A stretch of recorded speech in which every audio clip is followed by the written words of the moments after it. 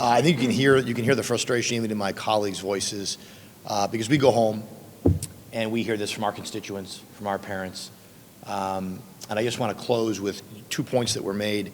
One is that we know that the time has come that the justification for these mandates no longer continues. But as Senator Borrello pointed out, the Democrats across the aisle, our Senate colleagues, our Assembly colleagues, they have been able to do something about this the whole time. They have been unwilling. That is what has allowed Governor Cuomo and now Governor Hochul to do what they are doing. So when they say, oh, we would like to do something, they don't have to tell you, they can just do it. But what's really going on, it's the same thing with some of the bail and criminal justice changes. They start to want to change it when they realize how bad it's been. When they realize that their constituents are saying, you know what, this is going to be a problem. Again, political science. When the politics shifts on them, then they're very quick to come out and we got to change this. Just this week, there was a perpetual candidate in Rochester who tweeted out that this is going to be a problem for Democrats. We have to take this issue away from the Republicans. This isn't an issue you're taking away from us. This is about our children and our children's ability to get an education and not be encumbered and mandated to do things that the rest of us aren't mandated to do based on nothing but fear.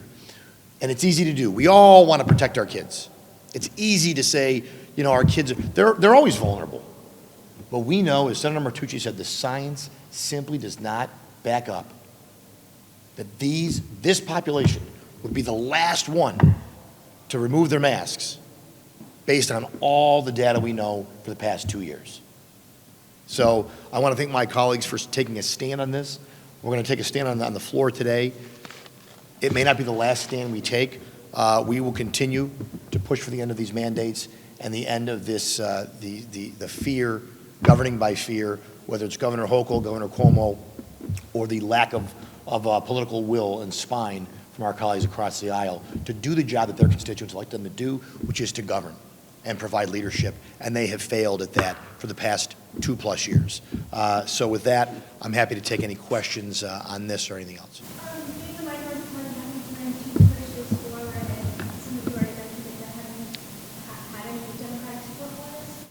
Well, they'll come out and say, oh, we would love to see the end of this, but apparently they're unaware of their ability as elected state senators. They can simply put a bill on the floor, a resolution on the floor. I'm sure they could have a conversation with the governor. She knows they're unwilling to do anything. That's why she's doing this. If she thought they were willing to actually govern, I think you would see a different approach from the executive. We're going to put a hostile amendment on the floor today. But you know, when people say, well, you're the minority party, well, we were the minority party when we were calling on Governor Cuomo to be investigated for the nursing home deaths. We were the minority party when we called on Governor Cuomo to resign. And you know what? He did. And so this conference has shown an ability, because we're on the right side of the issues. I promise you, the public is absolutely on the side of this conference on this issue and a host of other issues. And that's our power. Our power comes from the people of the state of New York, who both we represent and in some cases are represented by our colleagues across the aisle. Okay, thank you guys.